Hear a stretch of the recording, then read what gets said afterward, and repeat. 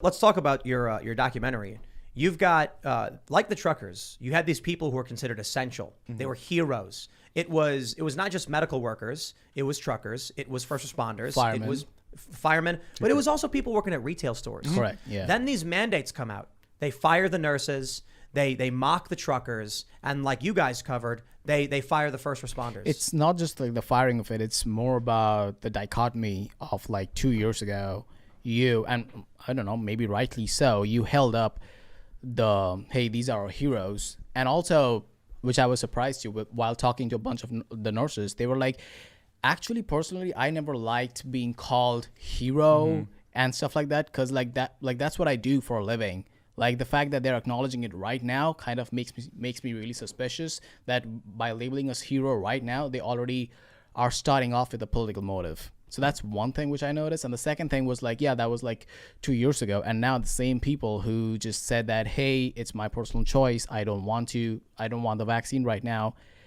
They were really cut off point blank. And not only that, there are like so many real little minutiae here. And the nurses, they had to wear different badges in their hospitals, like a pink badge or like a yellow badge, to let people know that, hey, I'm not vaccinated. Whoa. Which kind of invokes like it's super subtle. Like if you think about it, like they're wearing a pink badge while everyone else is wearing their like the default badge. Because like someone might come up to you and ask you, hey, why are you wearing a pink badge? Then you, by nature of the conversation, are kind of forced to let people know that I'm not vaccinated, which kind of like infringes on your personal boundary.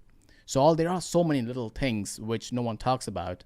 But 2 years ago, these were the same people, firefighters, stuff, and grocery shop workers. The thing that me and Sonic talked about was, we were surprised. We're like, hey, where's these, progressive journalists? They're supposed to be doing this. The Daily Caller isn't supposed to be taking the pro-worker side, technically. It's supposed to be the progressive movement. And one of the firefighters that we interviewed that stands out to me is Josh Sadley. Josh Sadley is a firefighter for the Beverly Hills Fire Department. Since October 1st, Josh Sadley has been placed on unpaid leave. Till today, hasn't received a paycheck. He has a family of 4. Me and Sonic got to meet his wife and the kids.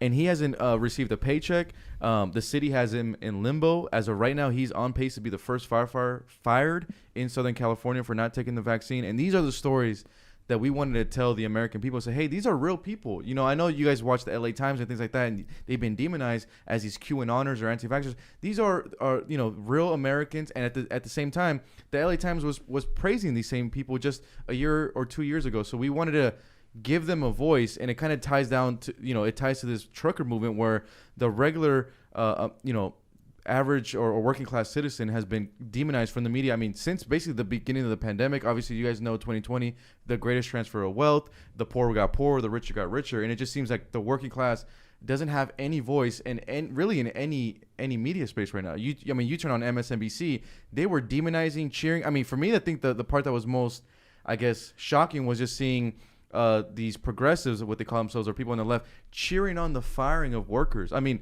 they're first of all, if a firefighter gets placed on unpaid leave, the progressive movement is supposed to be the first ones to say, hey, wait a minute, why is this worker being placed on unpaid leave with no type of core or date?